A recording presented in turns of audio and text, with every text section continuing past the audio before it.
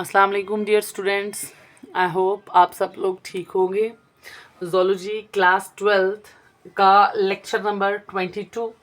हमने zoology class 12th का second chapter start किया था, that is human health and disease, जिसमें हमने सबसे पहले इम्यूनिटी वाला पोर्शन स्टार्ट किया था। इम्यूनिटी में हमने स्टार्ट किया था इम्यूनिटी की टाइप्स क्या हैं, एंटीबॉडी का स्ट्रक्चर एंड टाइप्स देखी थी। फिर हमने वैक्सीनेशन एंड इम्यूनाइजेशन देखा था। फिर हमने लास्ट पे ऑटो इम्यूनिटी देखी थी, ऑटो इम्यून डिजीजेस देखी थी। ठीक है, उसके बाद हमने देखा था एलर्जी क्या है। ठीक है, हमारा इम्यूनिटी वाला पोर्शन खत्म हो चुका था। ठीक है, आज हम अपने जो ह्यूमन हेल्थ एंड डिजीजेस का सेकंड पोर्शन है, दैट इज डिजीजेस के बारे में शुरू करेंगे। ठीक है, सबसे पहली डिजीज हमने जो ली है वो है एक्वायर्ड इम्यूनो डेफिशिएंसी सिंड्रोम, जिसे हम एड्स भी कहते हैं। ठीक है, हम एड्स के बारे में देखेंगे। सबसे पहले एड्स को पढ़ने से पहले आप ये देखें कि हम सिंड्रोम की बात कर रहे हैं, तो सिंड्रोम और डिजीज में क्या फ़र्क है। सिंड्रोम हम कहाँ पे यूज़ करते हैं और डिजीज़ हम कहाँ पे यूज़ करते हैं। सिंड्रोम यहाँ इसलिए यूज़ किया क्योंकि जो एड्स होता है, एड्स वाले पेशेंट को ना काफ़ी सारे सिम्टम्स अराइज होते हैं, ग्रुप ऑफ सिम्टम्स अराइज होते हैं, जिस वजह से हम कहते हैं कि सिंड्रोम है। इसीलिए हम एड्स को क्या कहते हैं कि एड्स एक सिंड्रोम है। ठीक है, अब सबसे पहले एड्स क्या है। एड्स इज अ ट्रांसमिसी का मतलब होता है जो एक पर्सन से दूसरे पर्सन में स्प्रेड होती है, फैलती है, एक पर्सन से दूसरे पर्सन में फैलती है। मोस्टली सेक्सुअल कंटेक्ट के थ्रू फैलती है, सेक्सुअल इंटरकोर्स के दौरान फैलती है। ठीक है, सेक्सुअली ट्रांसमिटेड डिजीज है ये। ठीक है, लीथल है, लीथल का मतलब जानलेवा है, इससे डेथ भी हो सकती है। ठीक है, एड्स क्या है, एक ट्रांसमिसिबल और लीथल डिजीज है जो किसकी वजह से होती है, ह्यूमन इम्यूनो डेफिशिएंसी वायरस की वजह से होती है, HIV की वजह से होती है। ठीक है, फर्स्ट टाइम इसको कहाँ रिपोर्ट किया था, कब किया था, 1981 में इसको रिपोर्ट किया था। किसने किया था, central of disease control, USA का जो सेंट्रल ऑफ डिजीज कंट्रोल था, उसने इसको फर्स्ट टाइम 1981 में रिपोर्ट किया था। फिर ये लास्ट 30 ईयर में पूरी वर्ल्ड में स्प्रेड हो गई और अब लगभग पूरी दुनिया में 200 मिलियन प्लस पीपल जो हैं वो मर गए हैं, किससे, एड्स की बीमारी से। ठीक है, इतनी ज़्यादा ये स्प्रेड हो चुकी है।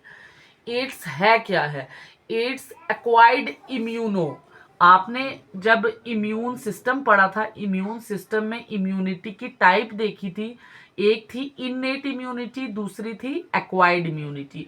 एक्वायर्ड इम्यूनिटी कौन सी होती है, जो हमें कंजेनाइटल नहीं होती है, बाय बर्थ नहीं होती है।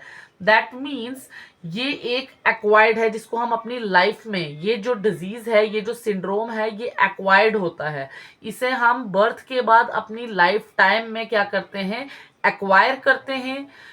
इम्यूनो डेफिशिएंसी मतलब कि इम्यून सिस्टम की इसमें क्या हो जाती है, डेफिशिएंसी हो जाती है, कमी हो जाती है।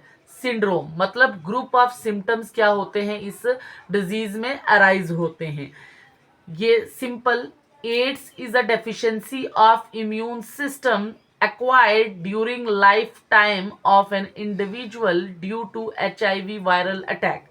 ये इसका जो नाम है उस नाम की डेफिनेशन है। एक्वायर्ड का मतलब जो हमें बर्थ से नहीं होती है, जो हम अपनी लाइफ टाइम में एक्वायर करते हैं। ठीक है, डेफिशिएंसी किस चीज की हो जाती है, इसमें इम्यून सिस्टम की डेफिशिएंसी हो जाती है।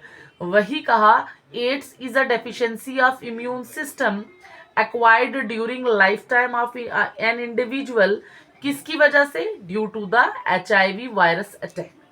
ठीक है, ये थी थोड़ी सी इंट्रो किसके बारे में, एक्वायर्ड इम्यूनो डेफिशिएंसी सिंड्रोम के बारे में। ठीक है, अब हम देखेंगे मोड ऑफ इन्फेक्शन, कि इसमें इन्फेक्शन कैसे ट्रांसमिट होती है, इन्फेक्शन कैसे फैलती है। ठीक है, सबसे पहले ये सेक्सुअल कंटेक्ट की वजह से होती है। किसकी वजह से, ये एक सेक्सुअली ट्रांसमिटेड डिजीज है।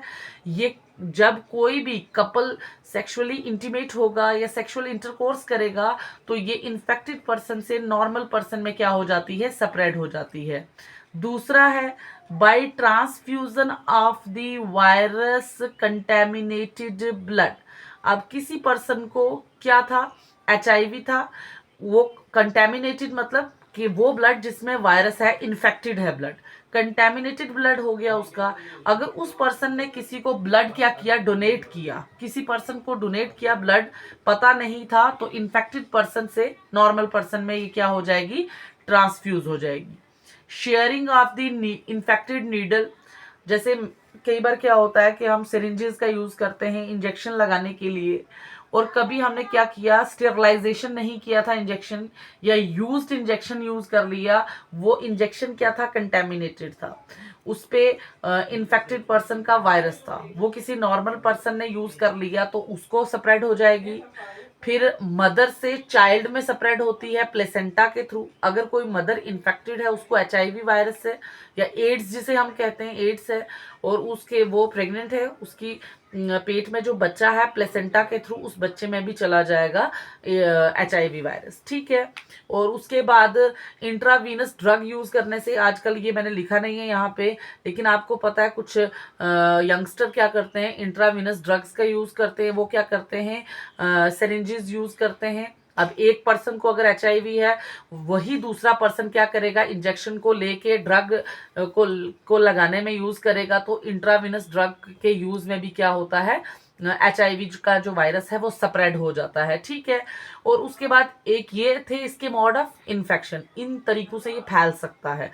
अब ये एक मिथ है लोगों के दिमाग में कि टच से भी शायद एड्स फैलता है, नहीं, मेयर टच से बिल्कुल एड्स नहीं फैलता, फिजिकल टच से एड्स नहीं फैलता है। एड्स कोई छूत छात की बीमारी नहीं है, छूने से फैलेगी।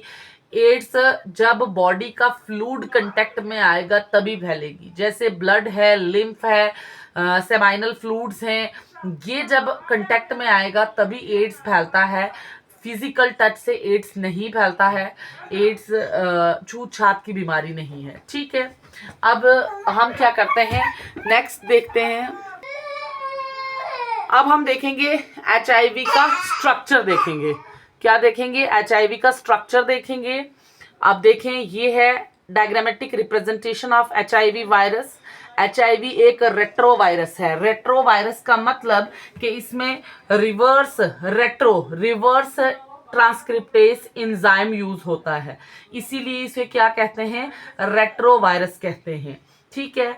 रेट्रोवायरस है। उसके बाद विच हैज एन एनवल्प, बाहर ये एनवल्प है, एनवल्प के अंदर क्या इंक्लोज किया हुआ है, दो सिंगल स्ट्रैंडेड आरएनए, ठीक है, एज अ जेनेटिक मटेरियल। जैसे हम में डबल स्ट्रैंडेड, हम में है ना circular double stranded DNA as a genetic material human beings में, वैसे ही एचआईवी वायरस का जेनेटिक मटेरियल क्या है, दो। ये डिप्लॉयड वायरस है, दो हैं, अलग अलग हैं, दो सिंगल स्ट्रैंडेड आरएनए के मॉलिक्यूल्स हैं, ठीक है। और इनके पास ये देखें रेड पिंक कलर से क्या है, पिंक कलर से दो डॉट हैं, इंजाइम्स हैं जिन्हें हम कहते हैं रिवर्स ट्रांसक्रिप्टेस इंजाइम, ठीक है। और ये ब्लैक कलर से एक डॉट है, ये भी एक इंजाइम है जिसे हम कहते हैं इंटीग्रेस इंजाइम कहते हैं, ठीक है। क्या है, जो एचआईवी है ये एक रेट्रोवायरस है। रेट्रो क्यों कहा, क्योंकि इसके पास रिवर्स ट्रांसक्रिप्टेस इंजाइम है। अब वो क्या करता है वो मैं आगे बताऊंगी, ठीक है। उसके बाद इनका जो बाहर एनवल्प है, एनवल्प के अंदर क्या प्रेजेंट है, दो सिंगल स्ट्रैंडेड आरएनए के मॉलिक्यूल हैं, साथ में दो इन रिवर्स ट्रांसक्रिप्टेस इंजाइम है और एक इंटीग्रेस इंजाइम है, ठीक है। अब हम इस स्ट्रक्चर को आराम से पढ़ते हैं, देखते हैं।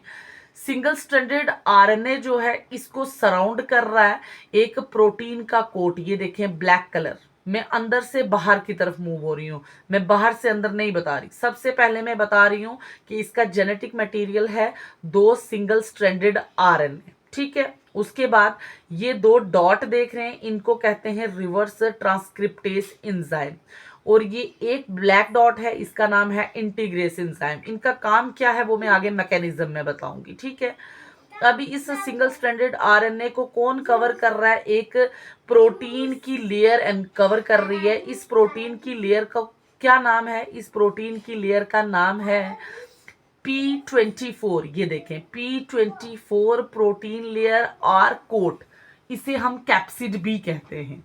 जो सबसे अंदर आरएनए के बाहर जो प्रोटीन की कोटिंग है उसे हम कैप्सिड बी कहते हैं। प्रोटीन 24, P24 मतलब प्रोटीन 24 लेयर आर कोट, जिसे हम कैप्सिड भी कहते हैं।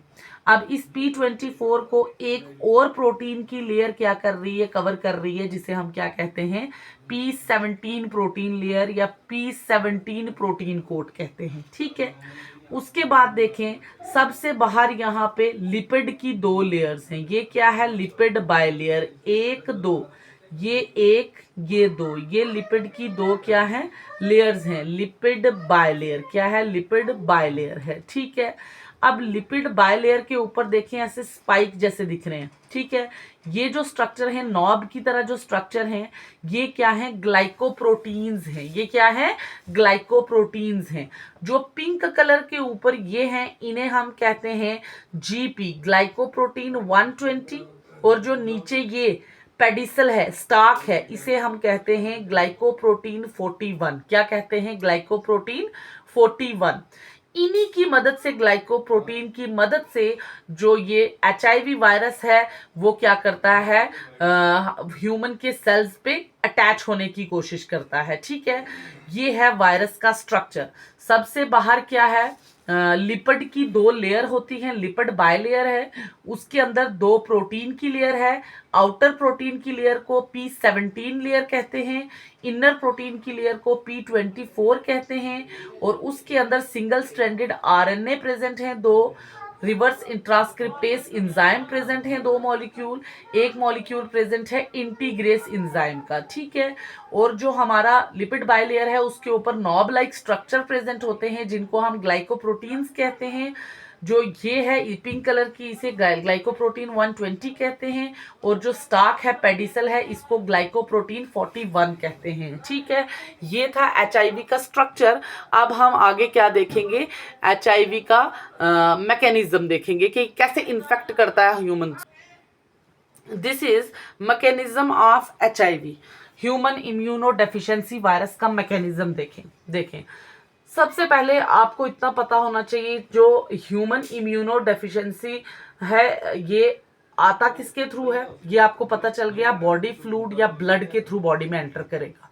कोई भी इन्फेक्टेड पर्सन है वो किसी के साथ फिजिकल कांटेक्ट बनाएगा नॉर्मल पर्सन के साथ, या इन्फेक्टेड पर्सन का कंटेमिनेटेड ब्लड नॉर्मल पर्सन में जाएगा, या इन्फेक्टेड पर्सन का नीडल शेयरिंग के दौरान, मतलब ये ब्लड बॉडी के फ्लूइड्स के थ्रू आता है। ठीक है, अब ये आ गया बॉडी की सर्कुलेशन में, ब्लड में आ गया। ठीक है, अब ये ब्लड से कहाँ पे जाएगा, ये ब्लड से जाएगा हमारे डेंड्राइटिक सेल तक जाएगा, टी हेल्पर सेल तक जाएगा, हमारे मैक्रोफेज सेल तक जाएगा। कौन सा वायरस, एचआईवी वायरस।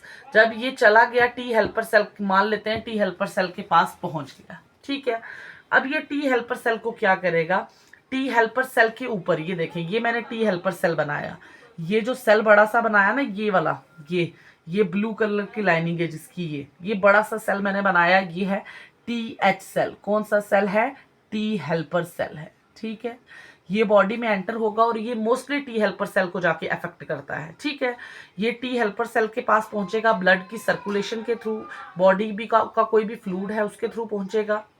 अब ये देखें, टी हेल्पर सेल के ऊपर ये ब्लैक कलर से रिसेप्टर्स बनाए हैं, इनको CD4 रिसेप्टर्स कहते हैं। ये टी हेल्पर सेल की मेम्ब्रेन पे प्रेजेंट होते हैं, इनका नाम है CD4 रिसेप्टर। ये CD4 रिसेप्टर्स के साथ क्या करेगा, जो एचआईवी है, एचआईवी की ग्लाइकोप्रोटीन्स है, ये जाके किसके साथ बाइंड हो जाएंगी, CD4 रिसेप्टर्स के साथ फ्यूज हो जाएंगी, बाइंड हो जाएंगी।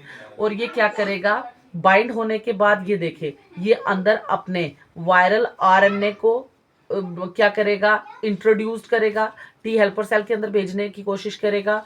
और साथ में ये इंजाइम्स आएंगे, वायरल आरएनए आएंगे, along with viral RNA is introduced into the host cell, along, ये लिखा नहीं है मैंने, along with RT reverse transcriptase enzyme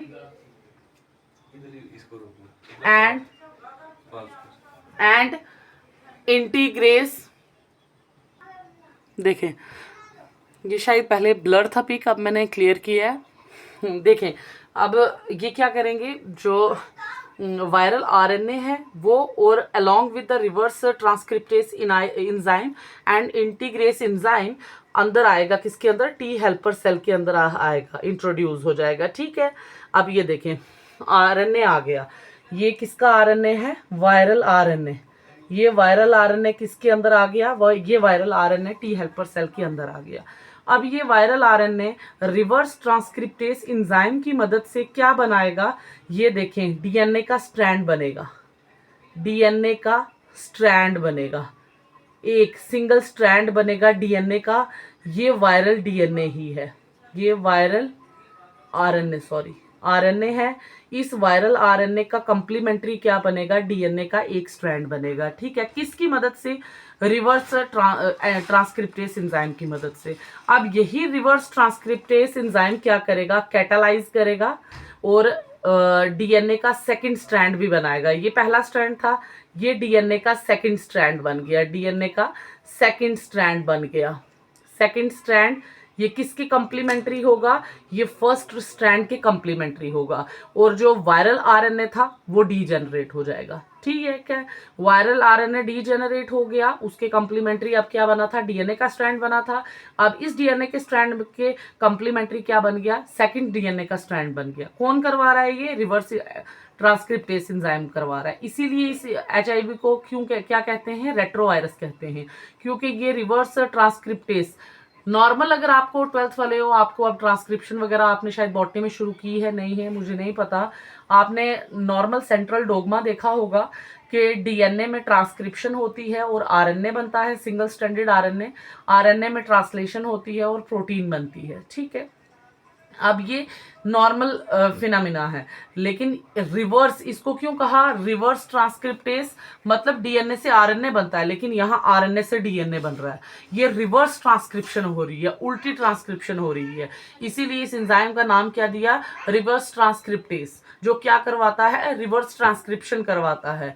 जो एचआईवी का जेनेटिक मटेरियल है आरएनए, उस आरएनए से डबल स्ट्रैंडेड डीएनए बनवा रहा है। ये देखो आरएनए, वायरल आरएनए है सिंगल स्ट्रैंडेड, इस वायरल आरएनए से डबल स्ट्रैंडेड डीएनए बन रहा है। अब ये है किसका, ये वायरल डीएनए ही बन गया, वायरल आरएनए से वायरल डीएनए बन गया। अब ये वायरल डीएनए क्या होगा, जो हेल्पर टी हेल्पर सेल का न्यूक्लियस है उसके अंदर जाएगा, और जो होस्ट का जिनोम है, होस्ट का जो डीएनए है उसके अंदर इनकॉर्पोरेट होगा। देखें viral DNA incorporates into host DNA, ये होस्ट का न्यूक्लियस है, होस्ट के न्यूक्लियस के अंदर होस्ट का डीएनए है। अब ये देखें, ये जो वायरल डीएनए था ये होस्ट के डीएनए के साथ इनकॉर्पोरेट हो गया, ये होस्ट का डीएनए था, ये किसका डीएनए था, वायरल का डीएनए था, ये दोनों क्या हो गए, इनकॉर्पोरेट हो गए। ठीक है, अब आपको पता है नॉर्मल हमारे सेल के अंदर जो भी न्यूक्लियस है, न्यूक्लियस के अंदर जो डीएनए है, डीएनए का काम क्या होता है, डीएनए ने क्या करनी होती है, ट्रांसक्रिप्शन करनी होती है।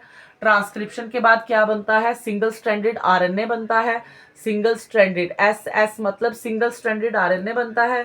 ये सिंगल स्ट्रैंडेड आरएनए क्या करता है, न्यूक्लियस को छोड़ के साइटोप्लाज्म में आता है, साइटोप्लाज्म में ये ट्रांसलेशन का प्रोसेस करता है, ट्रांसलेशन के बाद प्रोटीन बनती है, वो प्रोटीन, ये नॉर्मल प्रोसेस की बात कर रही हूँ मैं, प्रोटीन क्या करती हैं, अपनी अपनी टारगेट साइट पे अपना जाके अपना अपना काम परफॉर्म करती हैं। ठीक है, अब ये हम बोलते हैं ना कि आई कलर के लिए कौन सा रिस्पॉन्सिबल है, ऐसे ही प्रोटीन बनती है, वो प्रोटीन हमारे आई कलर के लिए रिस्पॉन्सिबल है, हमारे हेयर के लिए रिस्पॉन्सिबल है, हेयर कलर के लिए रिस्पॉन्सिबल है। ये प्रोटीन ही तो हमारी बॉडी में काम करवा रही हैं सब।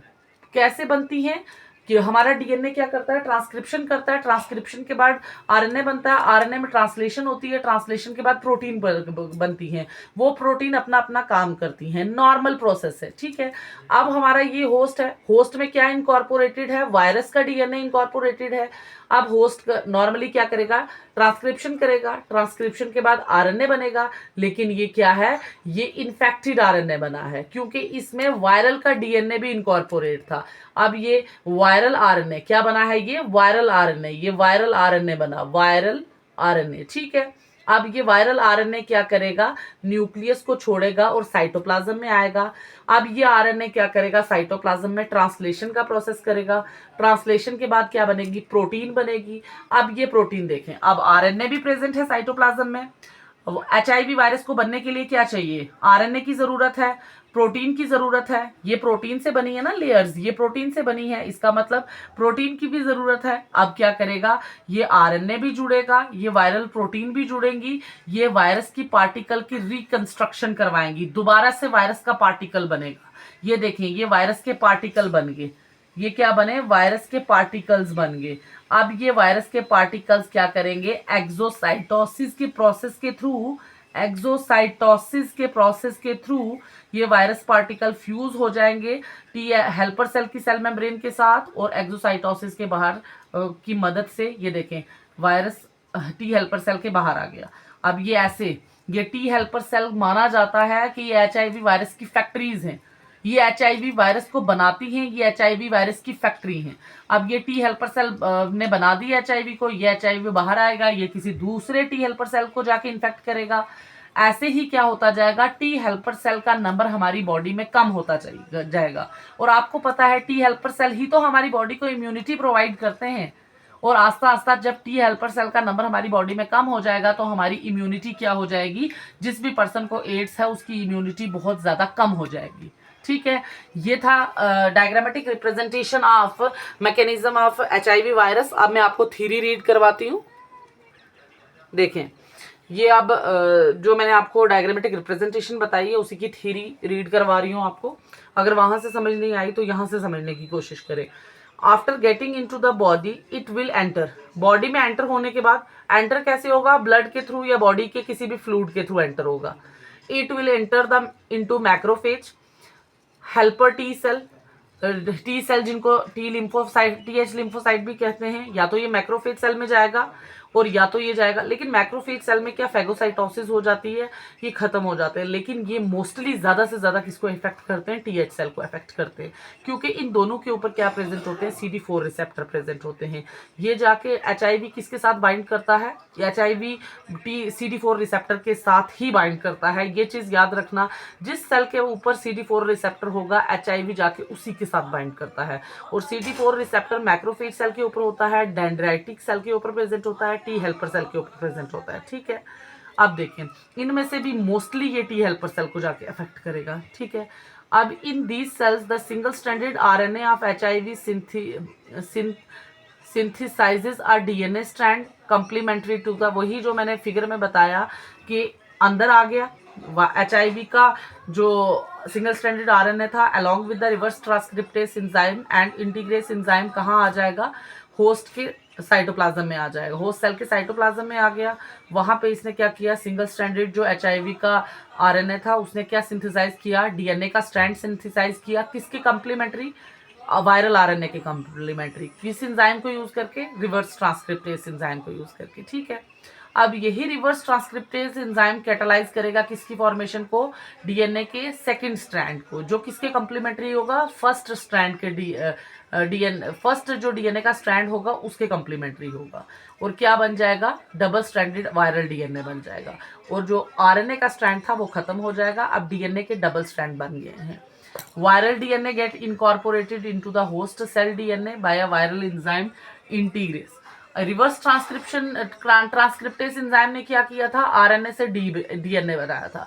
अब ये जो DNA बनाया है इसको होस्ट के DNA के साथ इनकॉर्पोरेट कौन करवाएगा, एक और एंजाइम है जिसका नाम है इंटीग्रेस एंजाइम करवाएगा। ठीक है, अब होस्ट के DNA के साथ जब इंटीग्रेट हो गया तो न्यूक्लियस के अंदर क्या होगी, ट्रांसक्रिप्शन होगी DNA की, जिससे क्या बनेगा, RNA बनेगा। अब ये RNA ट्रांसलेट करके क्या बनाएगा, प्रोटीन बनाएगा। ठीक है, प्रोटीन कहाँ बनती है, न्यूक्लियस से बाहर साइटोप्लाज्म में। अब ये वेरियस कंपोनेंट RNA भी बन गया, प्रोटीन भी बन गई, ये सब असेंबल होंगे और एक नए वायरस पार्टिकल की फॉर्मेशन करेंगे। ठीक है, अब ये जो इन्फेक्टेड ह्यूमन सेल्स था, जिस सेल में इन्फेक्शन हुई है, जिस सेल में टी हेल्पर सेल में इन्फेक्शन हुई है, ये लगातार क्या बनाएगा, वायरस बनाएगा, वायरस के पार्टिकल्स बनाएगा, और इसीलिए कहा जाता है कि टी हेल्पर सेल किसकी तरह काम करते हैं, HIV जनरेटिंग फैक्ट्रीज की तरह। ये HIV जनरेटिंग मतलब यहाँ पे HIV के नए पार्टिकल्स बनते हैं, ये फैक्ट्रीज की तरह काम कर रहे हैं। अब ये जो नया वायरस है ये बर्ड ऑफ होगा, मतलब प्लाज्मा मेम्ब्रेन से एक्सोसाइटोसिस होगी, वो होस्ट सेल से बाहर आएगा और ये क्या करेगा, लगातार progressive decrease in the number of T helper cell. T बाहर आएगा तो किसी नए टी हेल्पर सेल को इन्फेक्ट करेगा, फिर वो टी हेल्पर सेल भी वायरस को बनाएगा, फिर वो उधर से बाहर आएगा। तो ऐसे क्या होता जाएगा, टी हेल्पर सेल का नंबर आस्ता आस्ता बॉडी में कम होता जाएगा। कम होते होते क्या करेगा, टी हेल्पर सेल की बॉडी में डेफिशिएंसी हो जाएगी। इसीलिए इस डिजीज को कहते हैं इम्यूनो डेफिशिएंसी, क्योंकि टी हेल्पर कौन से सेल हैं, ये इम्यून सेल्स हैं। जब इनकी डेफिशिएंसी हो जाती है बॉडी में तो हम कहते हैं कि इम्यूनो डेफिशिएंसी हो गई है टी हेल्पर सेल की बॉडी में। ठीक है, ये था हमारा क्या, ये था मैकेनिज्म। हमने मोड ऑफ ट्रांसमिशन भी देख लिया, हमने स्ट्रक्चर भी देख लिया HIV का, हमने HIV का मैकेनिज्म भी देख लिया। अब हम नेक्स्ट लेक्चर में हम क्या देखेंगे, हम इसका ट्रीटमेंट देखेंगे और इसका हम देखेंगे कि डायग्नोस्टिक टेक्निक कौन कौन सी, हम इसको डायग्नोसिस कैसे कर सकते हैं। एलिजे टेक्निक है, वेस्टर्न ब्लॉटिंग है, वो हम कल देखेंगे। आज लेक्चर ज़्यादा लंबा हो जाएगा, फिर हम इसकी प्रोफाइलैक्सिस प्रिवेंशन देखेंगे और इसको ख़त्म करेंगे। ठीक है, ओके, अल्लाह हाफिज़।